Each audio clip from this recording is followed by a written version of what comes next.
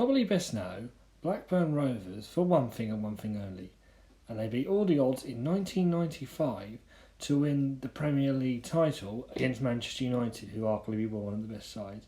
And it all came down to one man, that was Jack Walker, who pounded loads of money into the club to get them up the leagues and obviously to win the Premier League.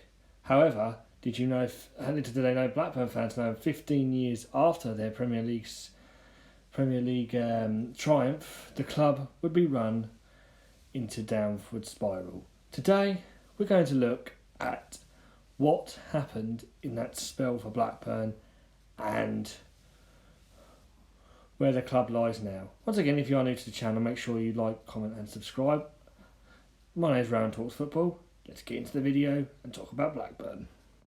The real story starts in 2008 when Blackburn appointed Sam Allardyce as their new manager, replacing the outgoing Paul Ince.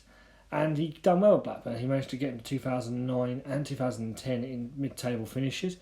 However, it was a circulated at the start of the 2010-11 season that Blackburn were said to be taken over by VH Group, also known as Venky's, and the takeover was completed in November of that year.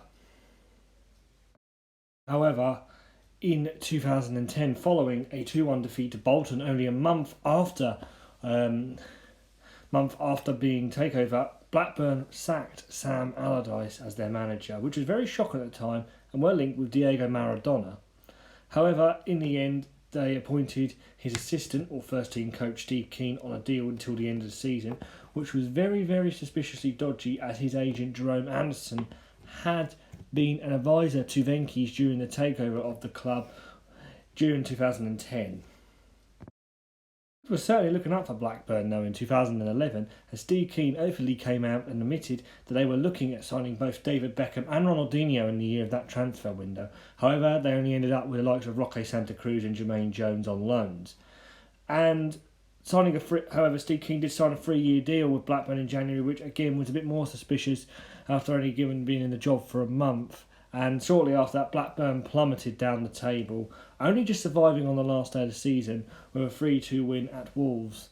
Where they were when he took over to where they were at the end of that season just shows that Blackburn's decline was only beginning, and it was going to continue into next season. So heading into the summer of that year, Steve KEAN came out and said Blackburn would not sell any of their young players, which was a complete and utter lie, as we know, because they sold Phil Jones, the Phil Jones to Manchester United that summer for £15 million. And he gave a big bold stage status saying that Blackburn would be in the Champions League within the next 4 years, and the club were moving forward in a good position.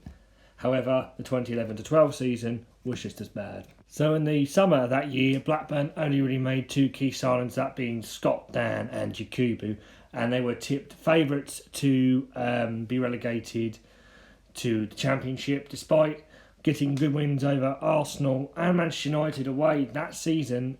Blackburn fans were had enough, and constant protest against Steve KEAN and Venky's themselves saw the club in a lot of turmoil, and finally their fate was finally sealed on the 6th of May in a 1-0 defeat at home to local rivals Wigan, with Antonio Alcaraz scoring the winning goal. Who knows what could have happened if Sam Allardyce had stayed in charge that season? Would Blackburn still have been in the Premier League?